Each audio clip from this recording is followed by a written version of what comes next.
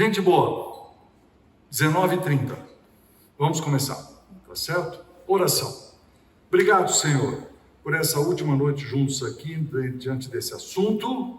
Nós suplicamos que Tu ilumines o nosso coração, nos dê bastante aprendizagem e que nós possamos guardar esses 10 princípios e usá-los em muitos lugares da nossa vida. É o que nós suplicamos no nome de Jesus. Amém, Deus. Muito bem. Quando eu comecei aqui, eu falei que nós íamos... Espera aí que eu resolvi mostrar tudo agora. Que a minha perspectiva era dar para vocês um tipo de uma figura, uma imagem mental que ajudaria a gente a organizar muita coisa na nossa vida, certo? São baseados em 10 princípios. E nós definimos esse versículo, né, como imagine sua alma, assim ele é, ou seja, nós iríamos desenvolver algumas categorias mentais e com elas isso nos ajudaria a avaliar qualquer coisa. Né? Nós começamos com esse estudo falando de 5 princípios. O princípio de que nós precisamos celebrar as coisas boas. Claro que isso se aplica na igreja, mas se aplica na vida pessoal, no crescimento dos filhos. Nós temos que celebrar aquilo que acontece de bom, elogiar aquilo que dá certo, esse tipo de coisa. Debaixo de Deus, para mim, nós precisamos aprender ou ensinar, ou treinamento, esse tipo de coisa. E na horizontal, eu com o povo de dentro, pode ser eu com a minha família, eu com a minha igreja, eu com a minha empresa. Eu tenho que cuidar desse ambiente para que ele seja saudável e eu tenho que ter uma missão, que eu tenho que saltar algum obstáculo, para lá um rapazinho saltando obstáculo, me esforço, ou seja em vendas, ou seja em conquistas familiares, ou seja, né, tudo isso tem alguma coisa a ver. Então nós conversamos muito sobre esses 5 princípios. Quando a gente voltou na segunda aula, nós olhamos essas 3 avaliações. Foi meio chato, eu percebi que vocês na última avaliação já estavam até escorregando, termina logo que nós estamos sabendo e tal, é a leitura que eu fiz, né? Mas a verdade é que para cada um, a vida pessoal do cristão tinha uma avaliação, né? A primeira vocês fizeram legal, era a autoavaliação e tal. Depois tinha a avaliação da família, eu achei que ainda tinha força para a gente fazer a avaliação. E aí tinha a avaliação da empresa, como que os 5 princípios se aplicavam. É possível que você tenha guardado essas avaliações em algum lugar, eu espero que seja útil para você desencaixotar de vez em quando, dar uma olhada, porque tem um valor muito grande. Eu uso isso o tempo todo. Então vamos supor, eu vou conversar com você, e eu pergunto, como é que é o seu nome? Bruno. Eu começo, então Bruno, o que você faz na vida, etc. Daqui um pouco eu percebo que eu estou perguntando para você as coisas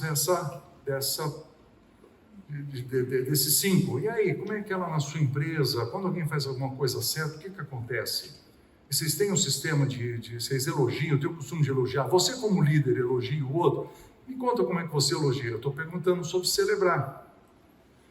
Me fala sobre treinamento. Você melhora os seus funcionários? O patrão melhora os funcionários? Você começa a perguntar. Quando eu viajo, encontro um pastor, as mesmas perguntas são as mesmas. Quando vou para cuidar. Como é que é a tua igreja? Todo mundo tem que procurar o pastor ou ter um sistema de grupos, algum tipo de coisa que as pessoas se cuidam mutuamente e tal. Aí vai para alcançar. Vocês evangelizam, não evangelizam? Você vende um produto, você vende um serviço? As perguntas são as mesmas, que são as mesmas categorias. E no fim, quando se encontra alguma dificuldade, você volta para o meio, quem está liderando, porque quem faz isso funcionar é o líder. Não é isso? Foi isso que nós aprendemos. Então, da outra vez, para a terceira aula, eu comecei fazendo uma discussão se o que era mais importante, evangelizar ou edificar. Aí deu aquela briga, viemos aqui, fizemos um teatrinho, o negócio todo, e nós descobrimos que a resposta era nenhum dos dois, tá certo? Era só uma brincadeira mesmo. Por quê? Porque o nosso alvo realmente é a glória de Deus, porque dele, por meio dele, para ele são todas as coisas, a ele pois a glória eternamente. No entanto, logo depois disso, tem 2 objetivos, que é a questão aí chegamos nesse desenho aqui. né? Que os dois objetivos é a edificação e a evangelização, que quando você está no mundo corporativo, você usa qualidade e quantidade. A gente fez aquela brincadeira assim, de que a qualidade sempre tem que empurrar.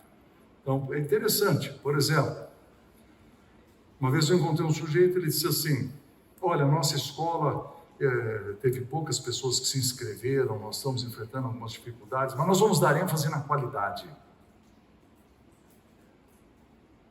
Eu fico, a minha cabeça começa, por que não teve gente que se inscreveu na escola? Porque ele não tem quantidade, certo? E agora ele está tentando se enganar de que ele vai enfatizar qualidade com pouca gente. Mas é possível que ele não tenha inscrições porque a qualidade dele era ruim. Ou porque o preço era caro demais, as pessoas foram para outra escola, eu não sei. Então é possível, às vezes, não ter a qualidade que você quer com o dinheiro que você tem. É uma loucura, né? A nossa vida de empreendedor e tudo. Muito bem, nós terminamos a aula falando então, fazendo aqueles gestos todos e trazendo os 4 rapazes para fazer o teatro aqui na frente. Então vamos repetir, né? Para nós lembrarmos, tá certo? Então, tá ali a colinha na frente, né? Então a gente começa desse lado aqui, vamos lá todo mundo junto. Então o nosso alvo é a glória de Deus, alvo, que nem se fosse dançar em, como é que chama? Balé. Nosso alvo é a glória de Deus. Não, eu tenho que fazer pergunta. Qual é o nosso alvo? De Deus. Qual é o texto? 16, vamos falar, porque dele, por meio dele e para ele são todas as coisas, a ele, pois, a glória eternamente. Para nós atingirmos o alvo, nós temos que atingir 2 objetivos. O de trás é o quê? Olha lá. E o da frente? E esse tem que empurrar o outro, tá certo? Para atingir 2 objetivos, nós temos que ter 5 atividades. Daqui para cima, de Deus para mim, eu com o povo de dentro, eu com o povo de fora. Quem faz isso funcionar? Para o sujeito liderar bem, nós precisamos de organização, que inclui 2 coisas. O que é? Liderança de pessoas e gestão dos recursos, tá certo? Então isso você pode ensinar na praia, isso para todo mundo, não precisa de PowerPoint, é só fazer os gestos, tá? Eu ensino isso há muitos anos, eu acredito nisso aqui, são os 10 princípios que eu estou o tempo todo aplicando. Hoje, então, nós chegamos nos 2 últimos, que é liderança de pessoas e gestão de recursos. E, querido, você sabe que você pode tirar um mestrado sobre isso, né? Então, nós temos só nossas 2 aulas aqui. Eu tive que escolher o que eu vou ensinar. Então, eu escolhi 2 textos da Bíblia. Então, nós vamos estudar os 2 textos da Bíblia e só depois eu entrego a apostila para vocês, tá certo? Na apostila eu tenho certas conclusões, mas eu não tenho o estudo bíblico. Você precisa de um papel para escrever, né? Dou um papel antes, tá? Tudo bem. Meu sistema tá muito ruim. Ok, tá aqui, pega a sua folha e passa para trás. Aí tem muito, divide aí. Passa para trás. Pega um, passa para trás. Pega um, passa para trás, por favor. As canetas, quem precisa de caneta, levanta a mão. Olha, no primeiro dia nós tínhamos 2 caixas de caneta, foram sendo roubadas durante o curso. Nós vamos tirar uma oferta no final para comprar a 2ª caixa. Ah, tá ali. Eu achei que os irmãos estavam roubando.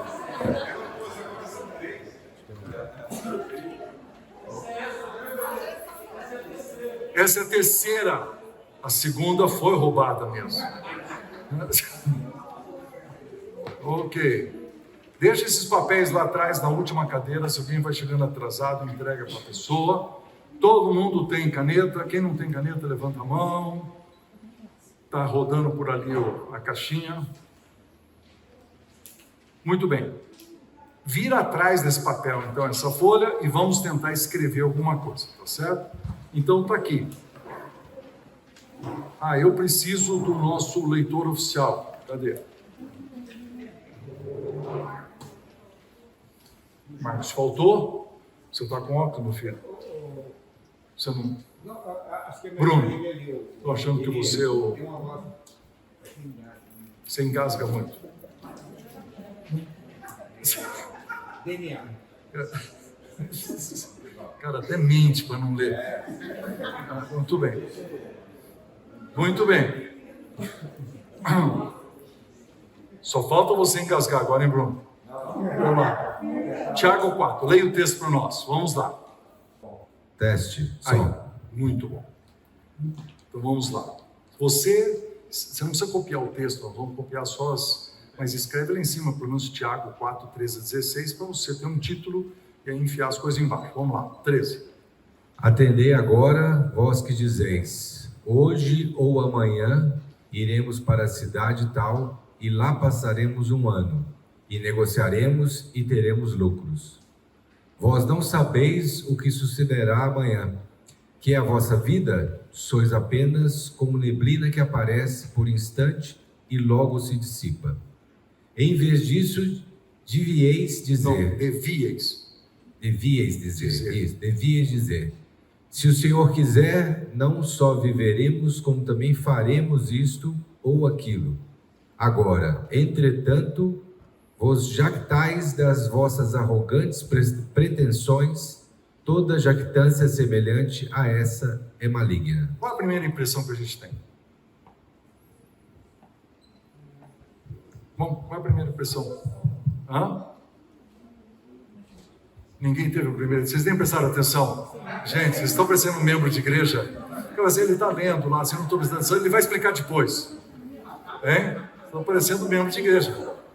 Qual foi a primeira impressão? Ele vai ler de novo, então. Vamos ver.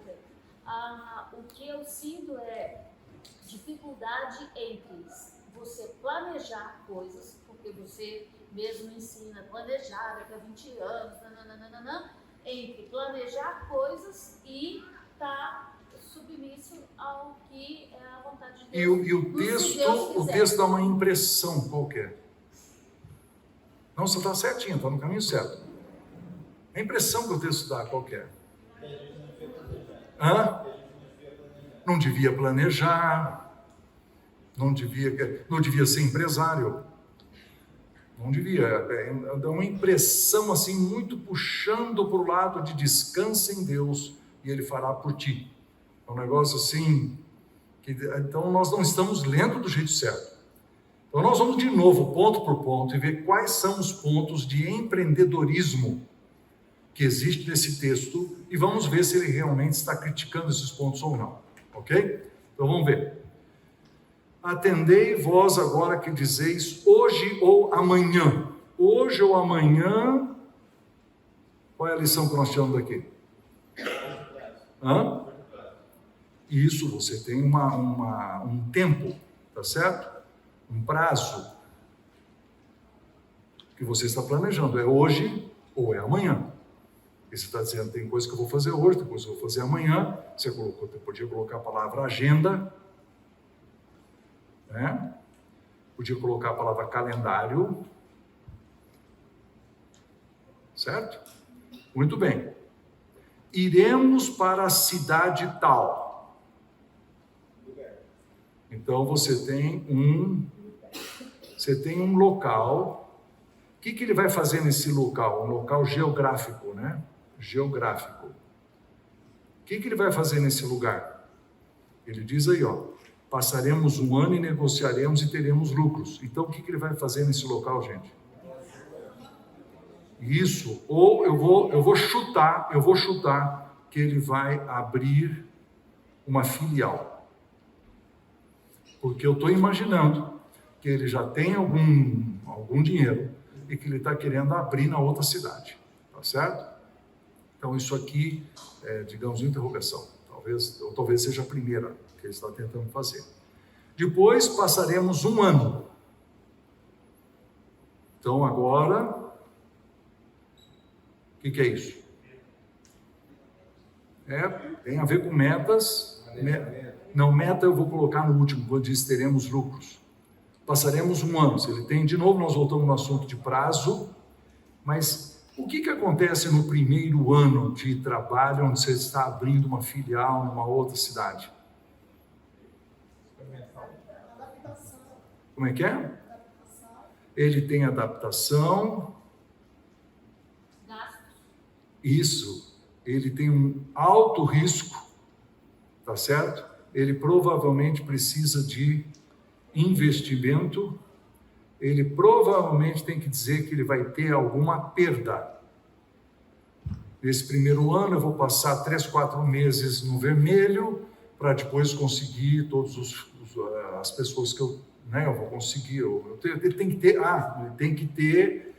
tem que ter uma reserva para ele passar lá um ano. Porque se ele não tiver uma reserva de dinheiro, ele vai passar como? Porque ele não garante que ele terá um lucro imediato. Tá certo? Depois o quê? Negociaremos. O que é isso? Isso é a definição do negócio dele, tá certo? No caso aqui, ele é comerciante. Ele vai negociar, né? Como é que se fala? Ou compra ou venda. Em inglês a gente usa a palavra core. Qual seria a tradução? Dizer a coisa principal. Hã? Não, mas assim, o principal que ele vai fazer. Vamos colocar principal. O principal dele é o quê? Eu vou, cadê o texto? Negociar. Tá certo? Ele está dizendo, eu vou passar um ano negociando. É o centro do que ele é o foco. De colocar a palavra foco é boa. Certo? Ele está focado, não é isso? E ele diz, e teremos lucros. O que é lucro? Lucro é resultado. E certamente aqui nós temos que colocar metas, porque ele tem que ter o lucro do primeiro mês, o lucro do segundo mês, fiquei no vermelho esse mês. Ele precisa pensar nisso, porque ele tem um prazo de 1 ano, ele tem uma reserva que vai durar 6 meses. Ele está pensando em tudo isso para fazer o negócio dele funcionar, né? Aí vem o versículo 14. Leia para nós de novo, Bruno. Vós não sabeis o que sucederá amanhã. Perdão. Não, é o 15 que eu quero que você leia. Em vez disso, devíeis dizer, se o Senhor quiser, não só viveremos, como também faremos isto ou aquilo. Então, eu gosto muito do isso ou aquilo. Que lição que nós vamos tirar do isso e aquilo? Que ele tem o plano A e ele tem o plano B. Ou é isso ou é aquilo. Tá certo? Ou nenhum dos dois. Ele também é suficiente inteligente para escolher um. Então tá aí, ó. Quer tirar foto? Pode tirar. O que nós tiramos desse texto?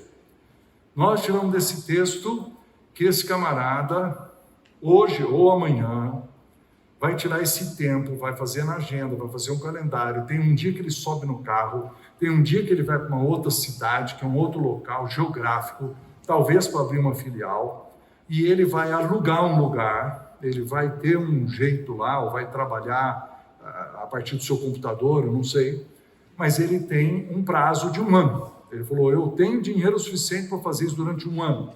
E ele vai, nesse ano, se adaptar, correr risco, fazer um investimento, vai ter uma perda, certamente ele tem uma reserva de dinheiro, certo? Negociaremos, esse é o principal, é o foco dele.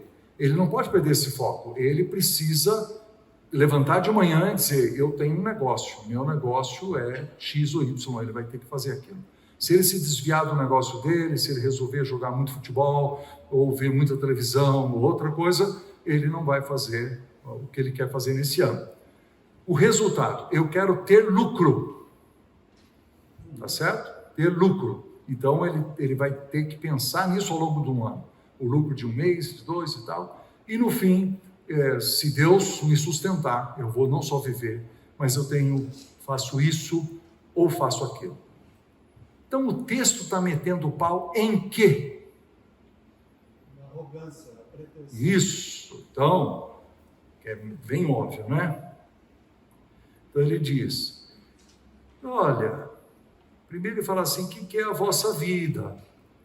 Vocês são como neblina, ou seja, menos, né, cara? Menos. Baixa a bola um pouco. Está muito achando que vai. Aí ele diz assim, em vez disso, vocês deviam dizer, o Senhor quiser. Se o Senhor quiser, não me impede de eu fazer todo aquele outro negócio lá. É a dependência. E aí ele está combatendo aqui as suas arrogantes pretensões. Então, esse que é o jeito errado de ler o texto. A gente tem a impressão de que tudo isso aqui é arrogância. Entendeu? A gente olha para essa lista aí e fala assim, cara, quanta arrogância. Sabe quem fala isso? Que acha que isso é arrogância? Quem nunca teve um negócio. Né? Funcionário público, por exemplo. Se tiver algum aqui, não estou falando com você, Deus abençoe, que Deus... Não, mas é interessante, pessoas que não têm a cabeça de eu preciso progredir, eu preciso ir para frente, eu preciso vender, eu preciso comprar, eu preciso fechar negócio, eu tenho que abrir meu escritório, meu consultório. Quem não pensa assim, não, eu passei no concurso, estou garantido até a morte. Essa pessoa geralmente não desenvolve um espírito empreendedor. Às vezes desenvolve quando ele... Tem uma história, né, de uma professora aqui da Unicamp. Me contaram, tá? Ela é professora de empreendedorismo. Quando ela se aposentou, resolveu abrir uma empresa. Foi à falência em 2 anos. Então, o que se aprende com isso? Não é curioso? Não é curioso? Então, não tem o espírito empreendedor, não tem aquela coisa de planejamento, de ver o futuro e tal. E a pessoa chama isso de arrogância. Então, quando uma pessoa não é empreendedora, a gente vê o outro falando, não, porque eu estou pensando aqui, conversando com outra pessoa, estou pensando aqui, estou abrindo um escritório agora na cidade tal, estamos com dificuldades lá, mas não, Deus vai abençoar, nós estamos orando, trabalhando muito, mas certamente isso aí vai dar certo e tal. E o outro, não, cara, tem que meter a cara e tal. O não empreendedor, ele fala assim, olha esses dois conversando, amanhã tem um ataque de coração, morre aí. Entendeu? Tem essa atitude. Aí ele fala, o que você faz? Eu não faço nada, eu descanso no Senhor. Então esse cara que não faz nada, descansa no Senhor, que tem baixa produtividade, se ele é professor, ele é mau professor, se ele é funcionário público, ele é mau funcionário público, esse camarada que é ruim, ele diz que ele não é arrogante. Mas ele é arrogante por não fazer nada, né? Tá certo? Eu tenho orgulho da minha vagabundice. É mais ou menos um negócio assim. Então, eu estou exagerando, assim, eu estou pegando 2 extremos, né? Mas é uma leitura do texto. Muito bem. Então, como é o nosso costume, discuta em grupos de 3. Ter lucro é certo ou errado? Vamos lá, grupinhos de 2 ou 3, 3 ou 4. Lucro. Ter lucro.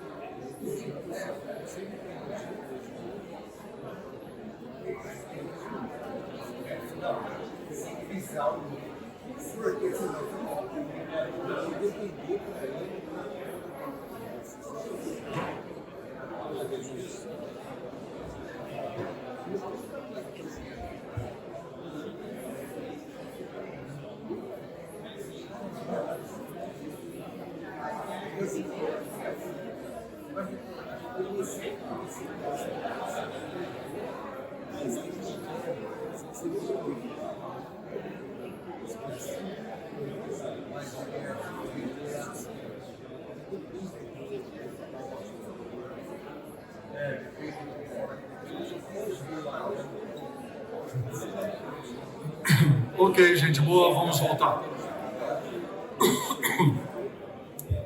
Lucro.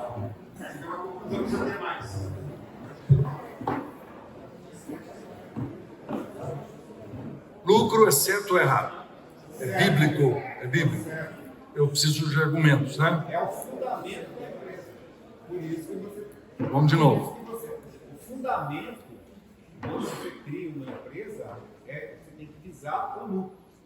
Aí vai entrar todos esses fatores. Sim, mas aí eu vou dizer para você assim, mas você não é cristão? Então, assim, o cristão tem que contribuir. O cristão tem que contribuir. Aliás, a gente tem que, como cristão, a gente tem que aprender mais. E com esse conhecimento que a gente vai adquirindo, você aperfeiçoa o seu serviço, você trabalha mais, você vai lucrar mais e vai ser mais misericordioso. Sim. As pessoas que enfatizam esse último pedaço, que você tem que ter uma função social. A coisa mais importante da empresa é ter função social, é dar emprego, todo mundo devia ganhar a mesma coisa. O dono da empresa devia ganhar igual aos funcionários, todo mundo devia ganhar igual, tá certo? Porque nós estamos no mundo da igualdade, não foi o que Jesus ensinou, todos somos iguais e tal. E Atos 2 nós estudamos, eles tinham tudo em comum, né? Vocês estudaram direito aquele texto, né? Então, você vê, esse negócio do lucro, você tem que ter com clareza na cabeça. Muita gente acha que lucro está ligado a capitalismo e por isso é um erro, um pecado, alguma coisa assim. Mas o que é lucro? Pois não. Não, peraí. O rapaz lá atrás levantou a mão, mas você tinha levantado também, deu uma confusão no meu... Ok, lá atrás primeiro. Eu acho que lucro é uma questão de sobrevivência. Tá? Eu acho que, tipo assim, é que nem a gente respirar. Né? Você respira para viver. Agora, quando você inverte isso, eu não vivo para respirar, mas eu respiro para viver. Então, o lucro é a sobrevivência da empresa. Sim, se você não tiver lucro, você fecha. E aí, adeus, função social. Agora, se a empresa, ela vive para lucrar, ou ela lucra para viver. Então, é a mesma coisa da respiração. Eu acho que eu tenho isso como Muito bom. Vamos ver. O lucro é o resultado da atividade empresarial. Sim. O empreendedor, ou ele faz sozinho ou junto, ou seja, uma produção de recursos naturais para o trabalho e o investimento. Isso. Esse é o resultado. Agora, tem função social? Tem. Então, veja bem. Eu crio gado no Mato Grosso. E você, se tiver dinheiro, você vai num restaurante bom em Campinas e pede um bife desse tamanho, certo? Entre a vaca no campo e o bife que você pagou aqui, quanto? R$100, R$120, dependendo do tamanho do bife, que eles vendem pela grama, né? Então, certo? Então, quando você pega e fala assim, aquela vaca foi transformada em não sei quantos bifes, e o cara faz um cálculo e vê a montanha de dinheiro que é, certo? Aí você fala assim, esse cara aqui está tendo um lucro muito grande, esse sujeito aqui. E ele não devia, ele está sendo muito arrogante, está querendo muito lucro. Não, peraí, vamos ver se é muito lucro. Eu cuido dessa vaca, no inverno e no verão. Eu tenho que comprar coisas contra as doenças. Eu tenho que comprar comida. Eu tenho que cuidar do pasto. Eu tenho que pagar os impostos, as vacinas. Eu tenho que pagar os impostos. Eu tenho que pagar os funcionários. Eu tenho que pagar os impostos relacionados com os funcionários. E depois que eu paguei todo esse pacote, sobra uma coisinha chamada lucro, certo? E alguém é contra receber esse lucro. Esse lucro, ele não é monstruoso, gente, ele não é monstruoso, ele é monstruoso porque esse cara, todo empresário bem-sucedido gasta menos do que ganha. O cara que gasta mais do que ganha, geralmente é o assalariado. O assalariado gasta mais do que ganha, cada vez ele fica mais pobre, porque ele não tem como guardar, e por causa disso, então, ele vai piorando a sua vida. Eu sou totalmente a favor do lucro. Eu acho que quando a Bíblia diz nos 10 mandamentos, não furtarás, É porque eu tive um lucro. Com o meu lucro, comprei minha casa, comprei meu carro, comprei meu celular, comprei meu computador, consegui me casar. Com o lucro do meu serviço, eu tenho 3 filhos, eu alimento, e eu acho que o sujeito que está ali fora não devia invadir a minha casa e furtar. Porque esse é meu capital, que eu adquiri com o meu esforço. Isso é meu, ele não devia me atacar. É por isso que eu sou contra o comunismo, porque eu acho que o Estado também não devia tomar conta da minha casa. Eu devia ser o dono, porque não furtarás, o Estado não devia me furtar também. Mas vamos deixar por aí, tá? Ok. Mas é uma argumentação. O segundo texto que eu quero, então é o seguinte: a Bíblia não é contra você ter lucro, ela é contra a sua arrogância de achar que você consegue as coisas pela sua própria força. Você precisa de um monte de planejamento, gestão de pessoas, essa é a nossa aula, né? Gestão de pessoas e gestão de recursos para poder fazer alguma coisa na vida. O segundo texto que eu tenho, você põe aí, Gênesis 41, 33 a 35. Então, vamos ler o texto então. Bruno, vamos ver. Agora, Deixa eu dar um pouco de contexto. Vocês lembram? O faraó teve aquelas 2 visões, das vacas gordas, das vacas magras, as espigas grandes, as espigas mirradas, e aí lembra que o cara lá lembra que José do Egito tinha, interpretado o sonho, chama ele, eles dão um banho nele, põem uma roupa, faz a barba tal, e ele é apresentado, e ele interpreta o sonho, e logo que ele interpreta, eu acho muito engraçado, o cara acabou de sair da prisão, ele fala assim: e deixa eu aproveitar, faraó, e dar uns conselhos para o senhor. Eu acho muito interessante. Quem está dando conselho? O prisioneiro, tá certo? Acabou de chegar, né? Então vamos ver, o que ele diz? agora, pois, escolha Faraó um homem ajuizado e sábio e o ponha sobre a terra do Egito. O que mais? Faça isso, Faraó, e ponha administradores sobre a terra, e tome a 5ª parte dos frutos da terra do Egito, nos 7 anos de fartura. Ajuntem os administradores toda a colheita dos bons anos que virão, recolham cereal debaixo do poder de Faraó, para mantimento nas cidades, e o guardem. Assim, o mantimento será para abastecer a terra nos 7 anos da fome que haverá no Egito, para que a terra não pereça de fome. Então, vamos ver quais são os conselhos que ele deu. Então, você põe aí Gênesis 41, 33 a 35 como seu título, grifa e vamos lá. Primeiro conselho: escolha um homem ajuizado e sábio e coloque esse camarada sobre a terra do Egito. Então, o primeiro conselho foi um conselho na área de liderança. Liderança. Especificamente, o que ele está ensinando nesse texto sobre liderança? Especificamente, tira do texto.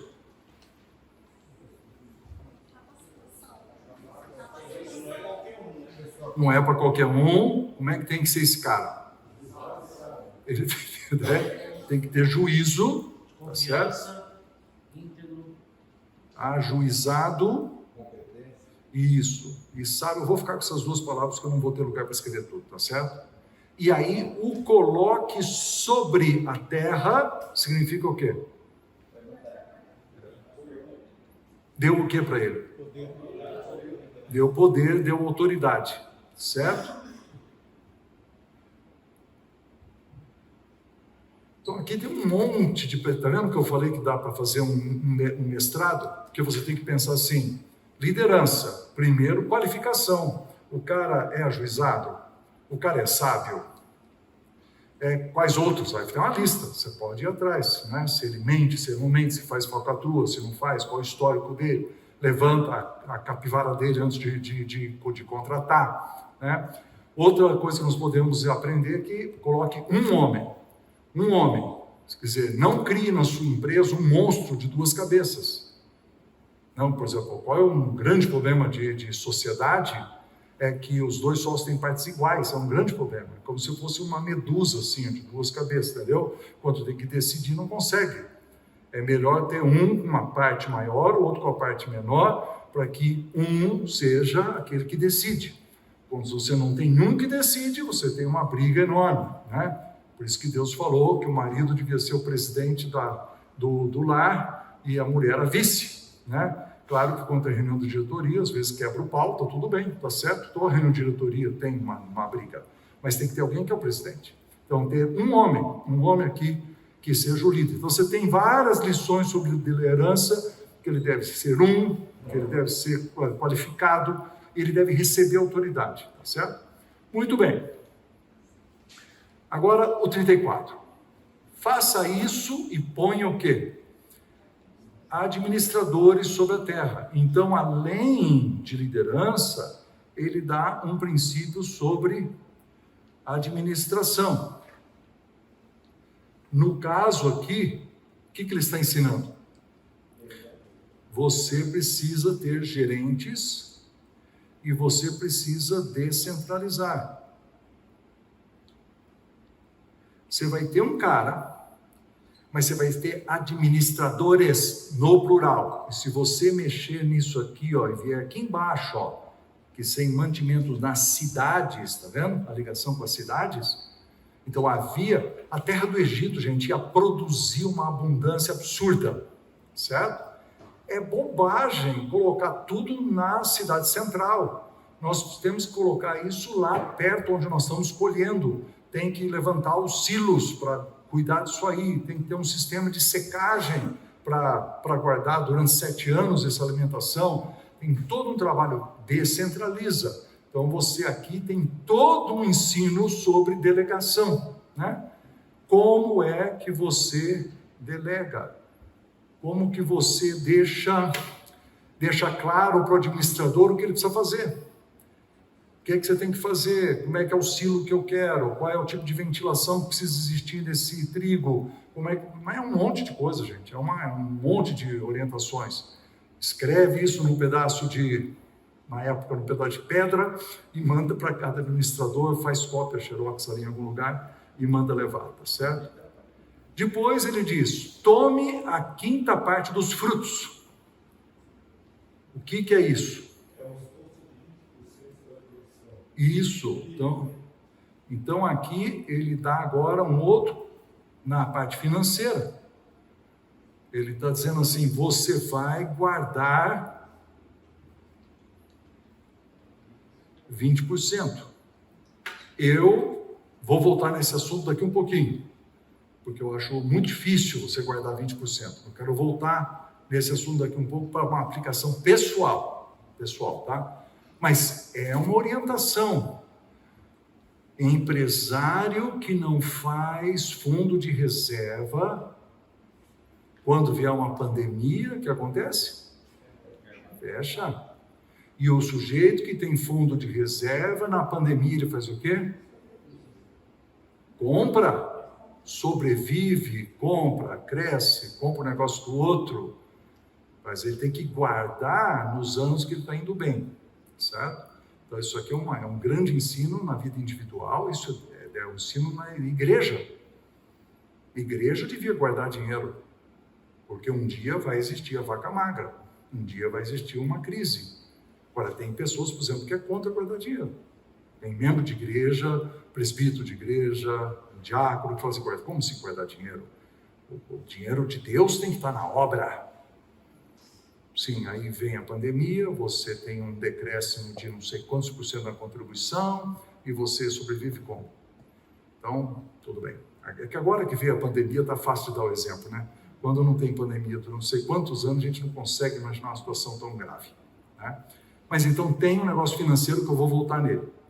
Aí ele diz, guarde essa 5ª parte durante 7 anos.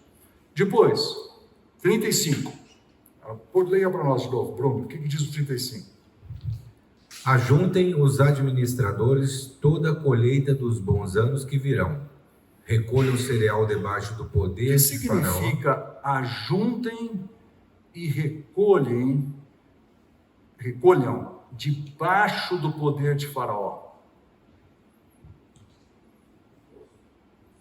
Está confiscando, né? Está dando tributo. Controle. Controladoria. Controladoria. Ah, você vai abrir um negócio? Tem que gastar um dinheiro no seu programa financeiro ou de atendimento ao cliente ali, e a notinha fiscal tem que bater com o ticket que a pessoa tirou, para ter certeza que o teu funcionário não está te roubando. Põe uma câmera aqui em cima, filmando ele fazendo as trocas, etc, etc. Ah, não, tem que ser na base da confiança, né, irmão? Confiança. Afinal, eu só coloco gente crente para trabalhar para mim. Tá ralado.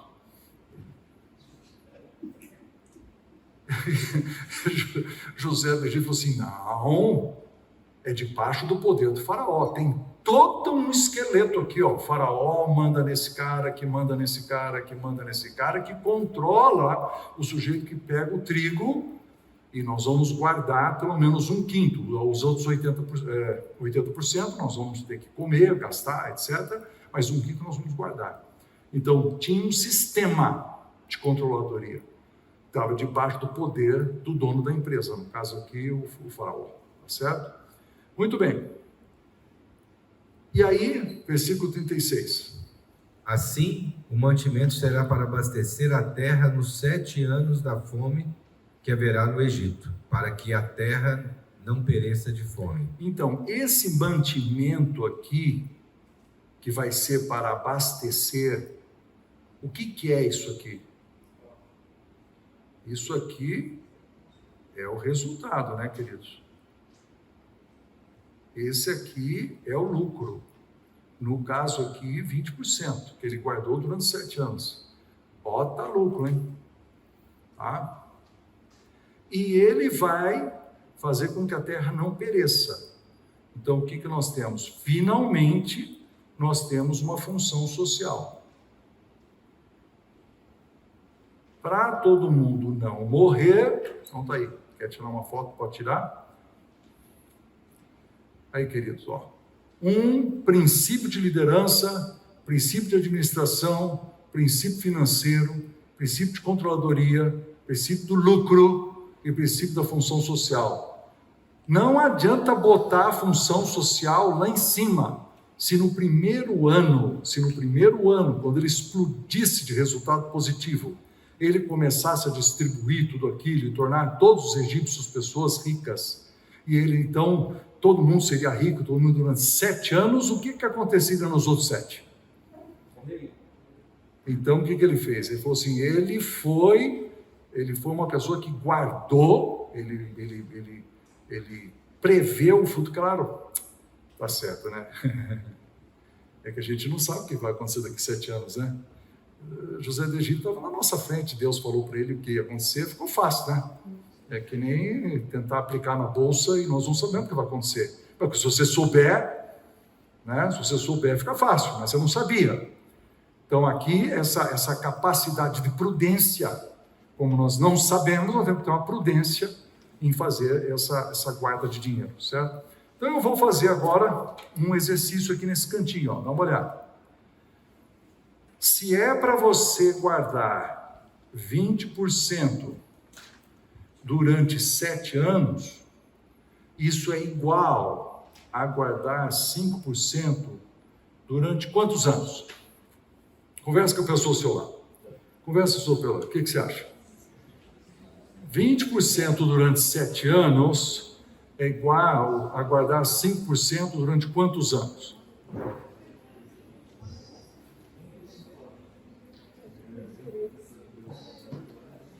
Chegamos ao número aí? Número?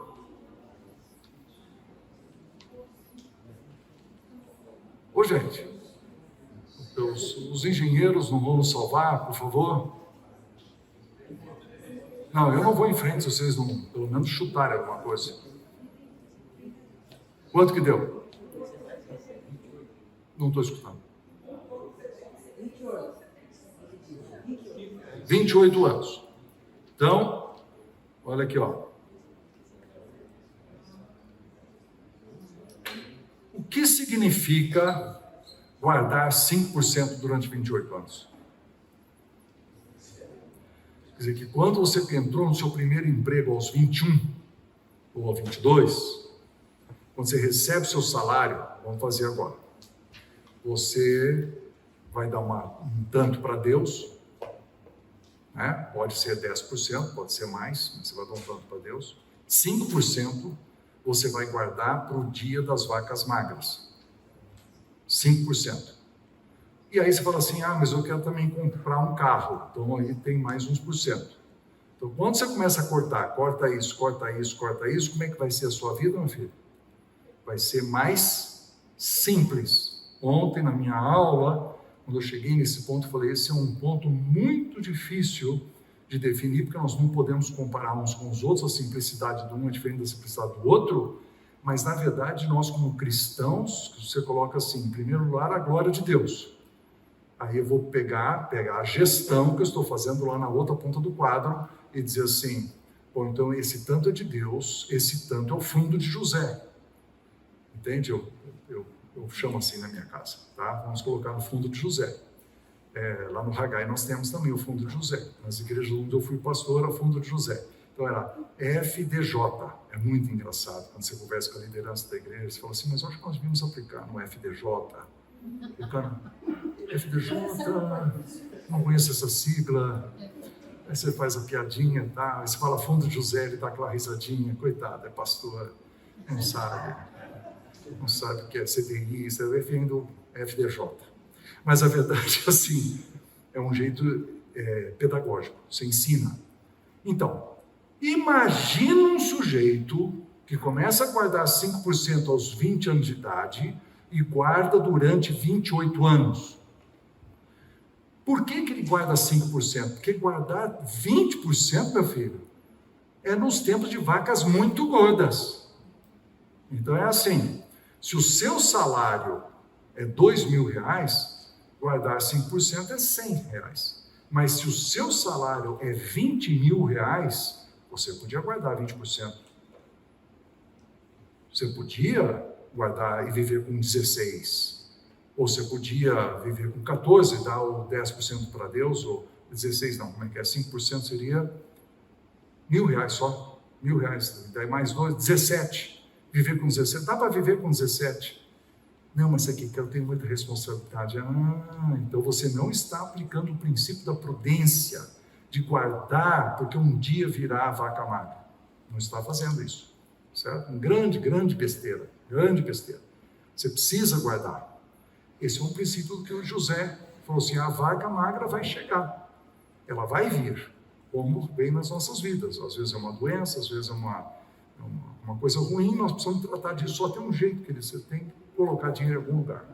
Então, eu sugiro que você coloque 5% como a norma da sua vida, sempre guardar 5%, porque aí você vai construir um fundo, aí tem curso sobre aplicação financeira, etc., não é o objetivo aqui, o objetivo é só entender o princípio, tá certo?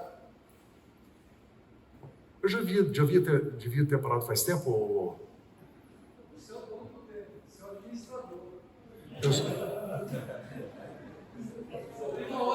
Mas eu tenho que terminar às 9, não é? Nossa, vai ser muito difícil. Não. O cafezinho está ali, 8 minutos de intervalo. Gente, corre lá e toma um café demais. Então agora, gente, se você virar a página para o outro lado, eu tenho algumas afirmações mínimas, né, sobre liderança e gestão. Tá? Então vamos ver. Liderança de pessoas. Vamos lá, nosso leitor preferido. Liderança de pessoas. Aprenda a liderar estudando a Bíblia, livros cristãos e outros livros e cursos. Então, essa é uma afirmação que eu estou fazendo, é importante.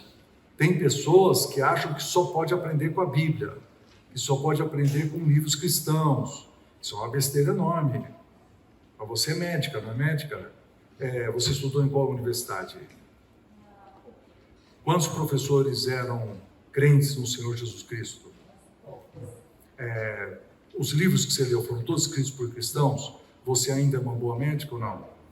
Então a gente aprende com livros e cursos de gente que não é crente. Deus distribuiu o conhecimento, gente, não é só para cristão. Então você pode comprar um livro de liderança bom, e que não é cristão. Assim, não, eu só compro livro cristão. Então tá, mas eu queria pelo menos fazer essa afirmação de que o conhecimento não está só nas nossas mãos, tá certo? Depois, Seja íntegro para não perder a credibilidade e glorificar a Deus em tudo. então, uma coisa importante do líder é que ele será seguido, né, queridos? Seguido, nós vamos seguir o líder. Nós só seguimos se ele tiver credibilidade. Se você descobrir, por exemplo, que o pastor da nossa igreja, ele está roubando sistematicamente e desaparecendo com algum dinheiro aqui, o que acontece conosco que somos membros da igreja? Não, mas você pode levar na justiça o pastor, esse é um jeito, ou você vai para outra igreja, né? Se você sente que não... Se não houver credibilidade, como é que eu sigo? Eu não sigo, gente. Eu sigo quem tem credibilidade. Então, um princípio de... Se você for lá ler, por exemplo, 1 Timóteo, capítulo 3, versículos 1 a, 12, 13, 14, são qualificações do líder na igreja, tem tudo a ver com credibilidade, como que é a vida dele, tá certo? Tem poucos versículos ali que falam sobre eficiência, como governar bem a casa de Deus. Aparece a palavra governo lá, mas é uma linha. O resto é sobre como tratar a mulher, como tratar os filhos, não ser irascível, como o jeito de tratar as pessoas, ter bom testemunho dos de fora. Está falando sobre a integridade dele, como um ser humano, né? Para ser seguido. E isso é o único jeito de glorificar a Deus em tudo que nós aprendemos. O negócio principal lá em cima é eu agradar a Deus, eu glorificar a Deus, é o nosso princípio principal. Agora o 3, vamos lá. Seja empreendedor e busque resultado. Quem fica paralisado pelo medo também não colherá. Quem empreende com orgulho terá Deus como inimigo. Então, esse aqui, quem empreende com orgulho terá Deus como inimigo, é o texto que nós estudamos. Mas esse aqui, paralisado pelo medo, vocês lembram o texto? Mateus capítulo 25, quando tem primeiro a parábola das 10 virgens e logo depois começa a parábola dos talentos, né? Talento não tem nada que ver com saber tocar piano, sanfona, gaita, tá? Talento é uma medida, mais ou menos 35 quilos de ouro, que é igual a 35 mil gramas de ouro, que se cada grama custar R$300, nós estamos falando de 10 milhões de reais, o cara que ganhou um talento. Então, e o cara que ganhou 2 ganhou 20 milhões, o cara que ganhou 5 ganhou 50 milhões. Então, imagina o dono da empresa, chama os administradores e fala assim, olha, eu vou viajar, queria dar um dinheiro para vocês, para poder negociar em meu nome. Para você dá 10 milhões, para você dá 20, para você dá 50, tá certo?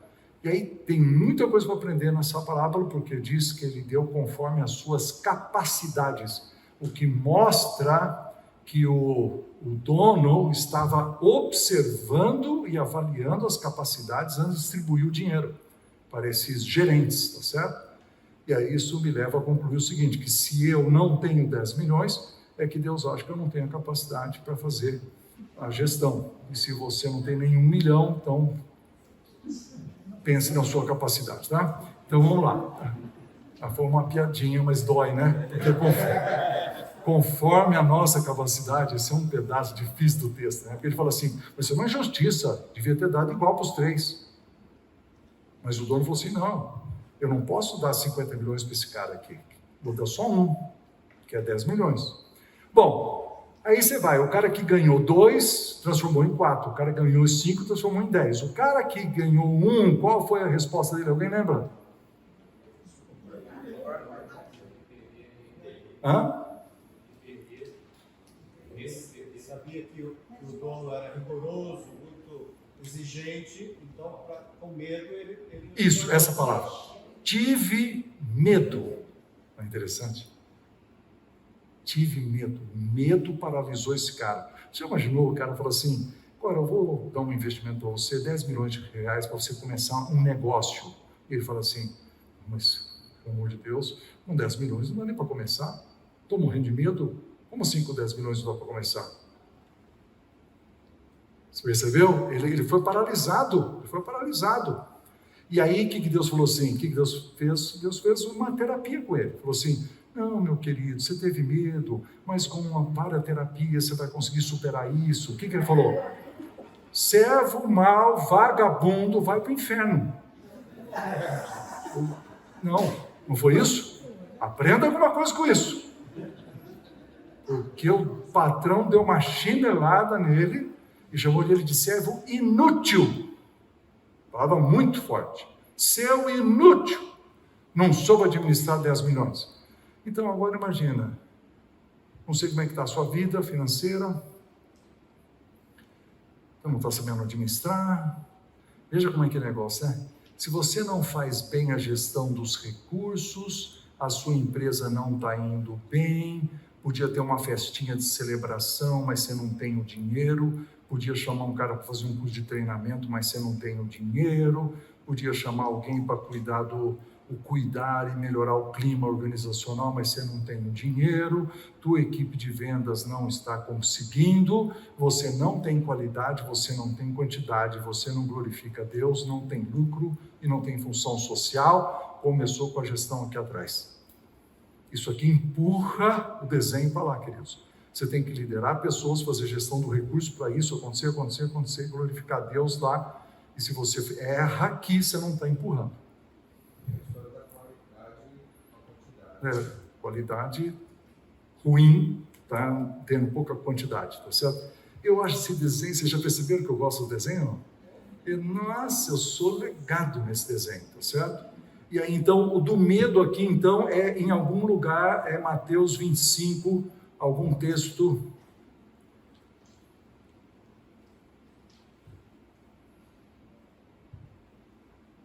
Aqui, ó, 25. Receoso, escondi na terra o talento.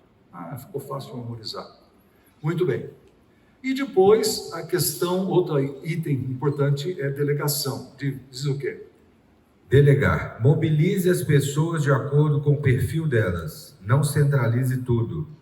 Não faça microgerenciamento. Errado. Estude sobre como mobilizar seus voluntários. Porque se você estiver liderando alguma coisa na igreja, você está tendo que mobilizar pessoas que você não paga. Mobilizar o cara que não paga. Lembro uma vez o Bill Hybels teve uma entrevista com o presidente dos Estados Unidos e ele virou para o presidente e falou assim, meu trabalho de pastor é muito mais difícil que o seu. Aí o presidente começou a rir, né? Ele falou, não, porque você paga todo mundo para trabalhar. Quando o cara não trabalha bem, você manda embora e contrata outro. Eu trabalho com voluntário.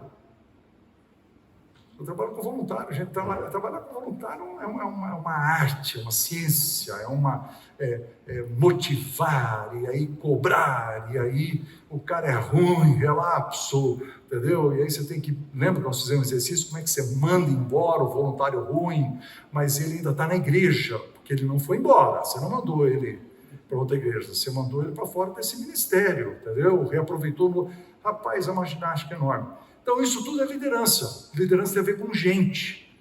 Aí, ó. Aprenda a liderar, você tem que estudar.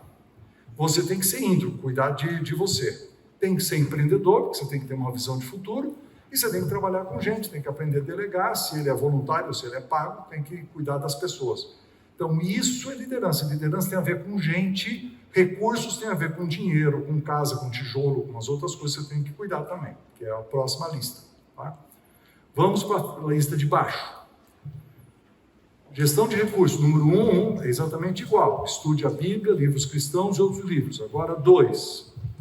Seja eficaz, vai. Seja eficaz. Organize para fazer as coisas mais depressa, com mais qualidade, sem ficar muito mais caro. Então, agora grifa aqui a palavra muito. Porque, queridos, não adianta você oferecer aquele negócio assim, meu produto, ele é bom, como é que é? Bom, bonito e barato. Bom, bonito e barato não existe. Entendeu? Bom e bonito é um pouquinho mais caro, tá? Então ele deve ser ruim, mais ou menos bonito e bem barato. Entende? Esse é o produto. Agora, ele é bonito o suficiente para enganar você e também não é. Bom, bonito e barato não é. Então, mas você tem que ser eficaz, porque você é um dono da empresa. Você fala assim, ó, eu estou produzindo, lembra que eu contei a história da caneta? Eu tenho que produzir essa caneta, eu quero que lá no preço final ela tem que ser barata o suficiente para eu vender muito. Mas antes disso aqui, eu preciso pensar, se eu fizer ela barata demais e vender ela um produto ruim, eu vou vender só uma vez. Ninguém mais vai comprar de mim. Eu preciso ter alguma coisa que tenha qualidade. Por isso que eu falei, mais depressa, com mais qualidade, mas sem ficar muito mais caro, mas um pouquinho mais caro talvez fique. Entendeu? Uma casa com produtos melhores vai ficar um pouquinho mais cara. Um carro com produtos melhores vai ficar um pouquinho mais caro. Não tem como fugir disso aí. Continua. Quem não pensa como um empreendedor, geralmente faz as coisas de última hora, de modo pior, mais caro e sugando a energia de todos. Isso aqui é um princípio muito importante. Ó, pensa bem. Tem pessoas que não gostam de planejar. Tem pessoas que não gostam de planejar. E tem pessoas que adoram pensar antes para fazer depois. Quem pensa antes para fazer depois tem uma vantagem. Uma vantagem, porque ele fica pensando assim, isso aqui pode dar errado, isso aqui pode dar errado. Não, então vamos fazer isso, não, vamos corrigir assim. Não, mas assim, não, vamos corrigir de novo. Então ele pensa. Se ele pensar demais e não fizer nada, é um procrastinador. Mas não é isso que nós estamos falando. Nós estamos falando de planejamento. Ele está fazendo um planejamento mínimo necessário para fazer mais certo da próxima vez. Quando você trabalha com voluntários e você não planeja e a coisa dá errada, o que você faz? Ah, gente, desculpe, olha, faltou cola, faltou xerox, faltou, canetinha. Vocês aguardem um minutinho que eu vou tirar o xerox agora, eu já volto. Alguém vai sofrer. Você vai ter que, desculpe então usar a palavra, abusar da energia das pessoas. Você tem que pedir a elas um extra esforço para certas coisas acontecerem. Eu tenho uma historinha que eu tenho o costume de contar, que é assim, as mulheres resolveram fazer um encontro aqui no sábado à tarde, das 3 às... numa igreja. Numa igreja das 3 às 5, porque elas iam fazer um enfeitinho, coisas manuais para colocar em cima da mesa no banquete da primavera, tá certo? Aí quando chega às 3 horas, os carros começam a estacionar, a mulherada começa a descer aqui, tá certo? O portão está fechado. Aí desce a líder. Nossa, está fechado o portão? Mas cadê seu Zé? Não, seu Zé está de férias. O zelador. Quem tem a chave? Ah, é o tio João. Ah, então telefone para o tio João. Ah, ele está no sítio. No telefone, você tem um motoboy que pode ir lá buscar a chave, já perceberam o que vai acontecer, né? Aí vai alguém correndo, pelo amor de Deus, vai buscar a chave para o seu João e volta suado, abre o portão, nós entramos para dentro, aí entra, aí esqueceu, senhora, eu trouxe 3 produtos, né, papel celofane, não sei o que, faltou durex, era para ter, tem 15 mulheres, ao invés de ter 10 tesouras, só tem 2, tá certo? Tem umas cortando o negócio no dente para ver se dá certo? E aí... E do lado, na sala ao lado, tem uma garotada que veio para ter um pequeno ensaio de bateria. Então, essas mulheres, depois que vierem a primeira vez, qual é o juramento que elas fazem? Nossa, vocês são inteligentes demais. Eu nunca mais venho aqui por culpa de quem, gente? A líder que não fez um bom planejamento. E ela abusou de um monte de gente.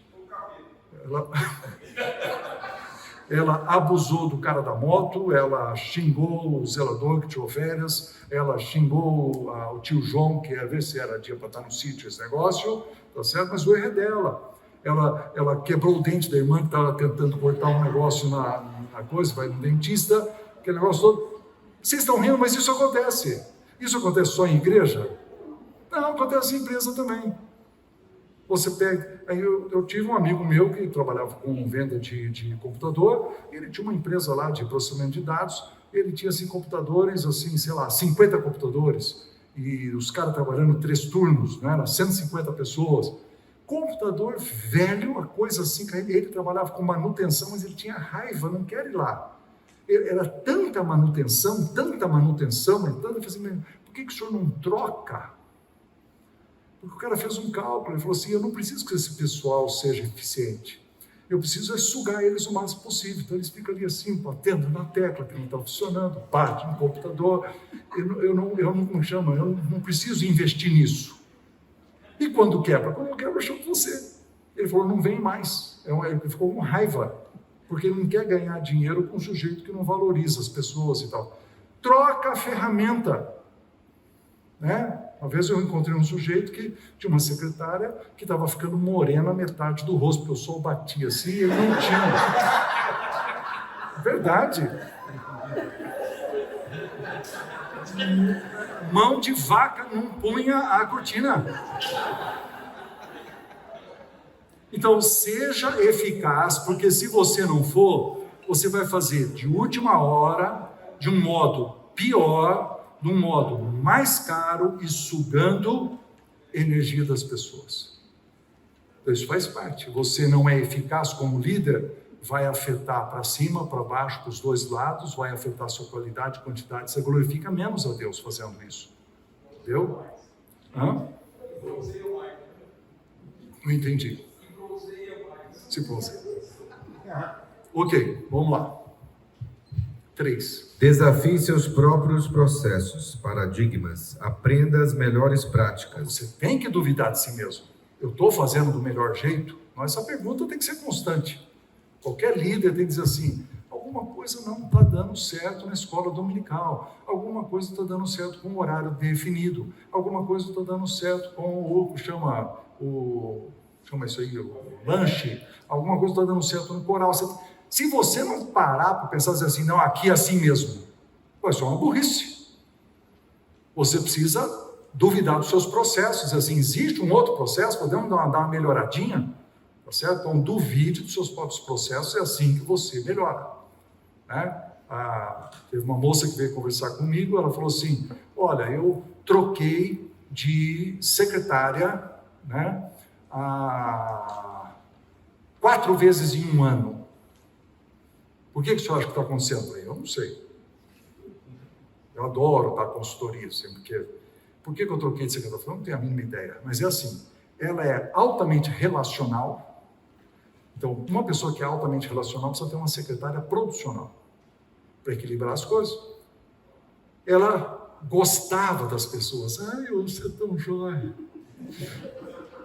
Escolhi o relacional. Quer dizer, ninguém sabe mexer, nem ela, nem a secretária, não sabe mexer com planilha, não sabe mexer com o computador, não sabe fazer as contas, não sabe tirar nota fiscal, não sei o quê. Está dando errado. Eu falei, você está escolhendo a pessoa errada. Escolhe uma pessoa profissional, que senta aqui e fala assim, não senhora, vamos organizar. Ela não manda em você, você é a chefe ainda, mas ela tem que botar, ela quase manda, mas ela tem que colocar em ordem isso aqui, a pessoa tem que ser profissional, né, para ser uma expert.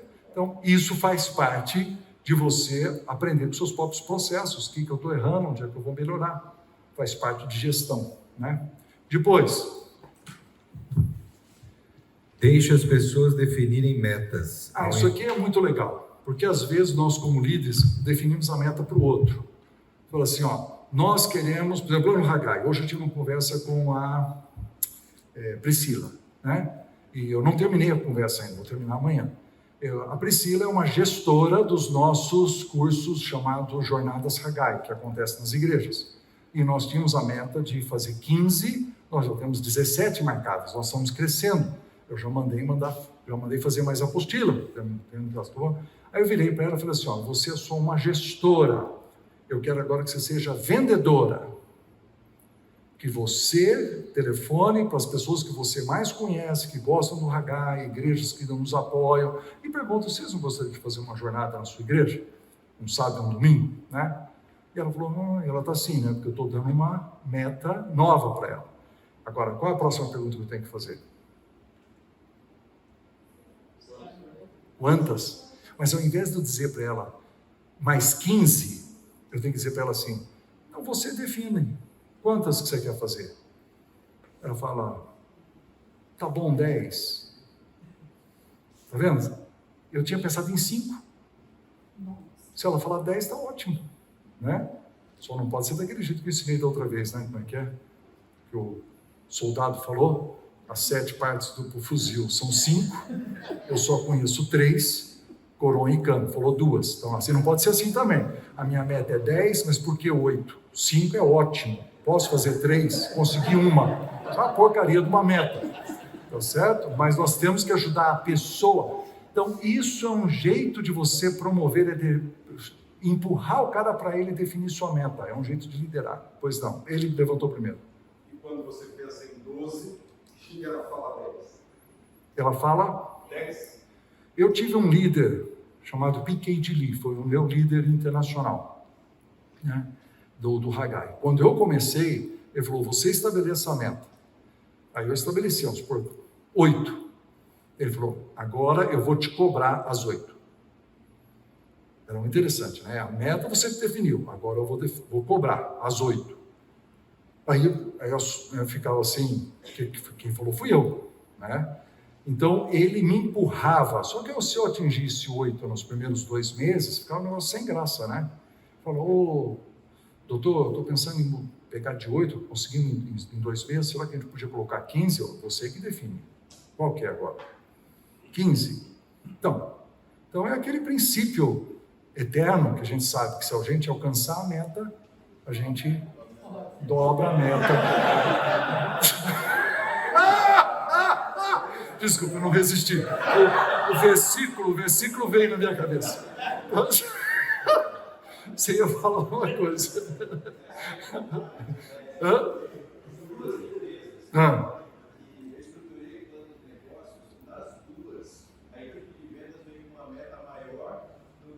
Do que o gerente. É interessante, né? Muito interessante. Bom, depois aprenda a guardar dinheiro, eu já estudamos, e aí um outro negócio muito importante da nossa vida é pensar em orçamento anual. Não sei quantos de vocês fazem isso. Fazer orçamento mensal, gente, é um tiro no pé. O cara que pensa só por mês, ele vai falir, tá? Ele precisa pensar em 12 meses, esticar mais a planilha lá para frente. Orçamento anual é um segredo, porque tem despesas que não são mensais. Tem gente que fala assim para mim, agora vamos trazer para o campo individual. Não, eu sei bem o que eu gasto, tomo nota de tudo. Tomar nota não é orçamento, tomar nota é relatório anterior. Relatório anterior, você sabe tudo que gasta. Qual é a projeção dos próximos 12 meses? Quer dizer, se você jogar na planilha, eu tenho esse gasto de água na minha casa, puxa para 12 meses. Esse gasto de luz, puxa para 12 meses. Aí vai puxando, você sabe agora puxar o salário agora 12 meses. Né? E o rendimento das minhas aplicações, etc. 12 meses. Pensa no ano. Você tem que pensar em ano. Aí você passou um mês, vai lá e estica um mês para lá. Sempre um ano para frente. Isso é um jeito que quando eu fui para os Estados Unidos a primeira vez, os caras diziam assim, ei, quanto que você ganha? Ela falava assim, eu ganho $50 mil. Eu falava assim, nossa, mãe, porque claro, eu lia por mês. Mas os caras estão acostumados a falar por ano. Eu ganho 50 mil por ano, tá certo? Então, esse cara era classe pobre, 4 mil por mês, entendeu? Mas eu achava que era um absurdo, né? Eu, naquela época, era estudante, eu ganhava 8 mil por ano. Bota pobre aí. Tá certo. Então, agora, nós temos mais 8 minutos. Na verdade, eu tenho que dar a palavra para o nosso reverendo ali para fechar o curso. Então, vamos fazer um pequeno exercício. Bate o olho nessa página aí, conversa com a pessoa ao seu lado e diz assim, aqui eu tenho 4 pontos em liderança, 6 pontos em recursos. Qual que você acha que pessoal de igreja falha mais? Você votaria em qual? Qual que é pior? Qual que é o pior dessa lista? que nós crentes erramos mais. Ou você pode falar mal da sua empresa também, fala, minha empresa erra muito nisso, sei lá. Onde é que as pessoas erram? Onde as pessoas erram?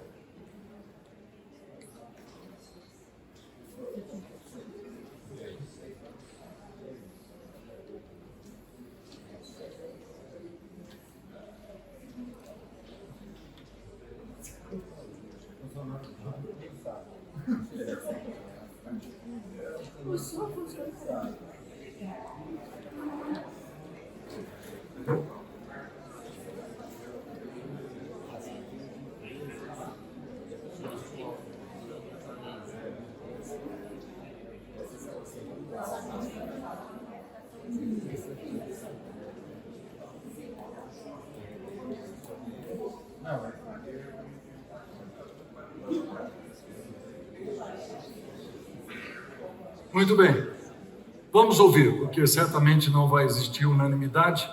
Quando alguém falar, se repete para ficar gravado para quem está ouvindo aqui. Então vamos ver. Sugere algumas aí, vamos ouvir. Diga qual é e justifique. Acho que o empreendedor aqui, o ponto 3 aqui da liderança de pessoas, o pessoal tem meio medo de assumir ali o desafio. Então, Medo de assumir o desafio. e aí a falha no ponto 3, que é 3, empreendedor. empreendedorismo. Seja empreendedor. Tá certo? Eu acho que sim, acho que o medo é um negócio muito forte, sim. Eu acho que delegar. As lideranças elas são muito centralizadoras. É um negócio muito complicado esse negócio da delegação, né? Porque você fala assim, nas empresas não cristãs, eu acho que isso é uma certeza. Se eu ensinar esse cara tudo que eu sei, ele me substitui. Então eu tenho que ter o pulo do gato que eu não vou ensinar. Então eu não quero treinar no outro cara, não quero. Ele acha que ele vai ser substituído ao invés de subir. Então isso é toda uma cultura, né? Agora, quando a gente está numa empresa onde o dono é cristão, é igual, mesma coisa.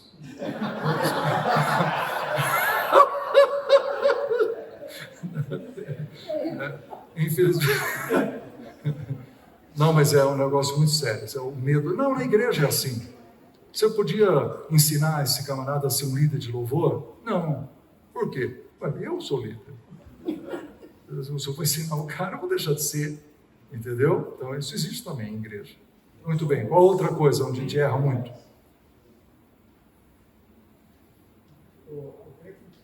Na parte da qualidade, que é a qualidade bem definida, você vai trazer recursos e pessoas para atingir aquele objetivo. Isso. E você acha que nós erramos muito nisso? De não buscar a qualidade. Como é que é? Fala de novo, repete o que ele falou. Que é... A partir do momento que você define a qualidade, Quando você define a qualidade, Definição da qualidade. você consegue, aí sim você vai atrás dos recursos e das pessoas para atingir aquela qualidade. E só depois atrás dos recursos das pessoas para realizar para isso. definir. Então, define a qualidade para ir buscar recursos e pessoas para atingir. A gente erra nisso. Não define a qualidade, vamos fazendo mais ou menos. Entendi. Muito bom. Acho que é um erro que existe. Muito bem, queridos. Faltam 4 minutos para encerrar. Minhas palavras de encerramento são as seguintes. Eu me propus, com o Fábio, de ensinar para vocês 10 princípios. Eu dei um nome de perspectivas, né? O desenho está aqui. A única coisa que eu acrescentei aqui nova é que aqui eu coloquei o lucro e a função social lá embaixo, porque eu acho que, então você tem que pensar, nós glorificamos a Deus. Se você pensar em ler isso aqui dessa forma, ó, deixa eu passar para cá que o fotógrafo veio para o outro lado. Então aqui, ó. Nós glorificamos a Deus mais se nós tivermos mais qualidade. Nós glorificamos a Deus se nós tivermos mais quantidade e tivermos mais lucro e cumprirmos a nossa função social.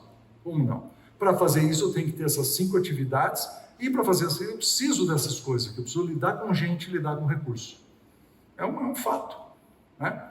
Então, se você tiver esses 10 princípios na sua cabeça, memorizar esse desenho, fazer o gesto, brincar com os filhos, você vai perceber que quando você conversa com as pessoas, as perguntas que você faz, no almoço, você começa a viajar nos mesmos 10 assuntos.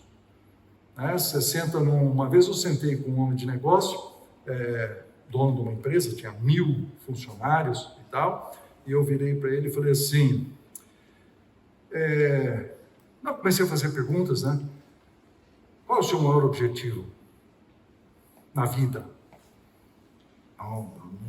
Minha família, né? Minha família, meu objetivo. Você vai conversando, mas o cara que trabalhava demais, viajava demais, aquele negócio todo. Então você começa a falar de lucro, você começa a falar de função social, sustento da família, começa a falar sobre qualidade, quantidade. Quando eu cheguei no treinamento aqui embaixo sobre preparar outros, né? Ensinar, né? E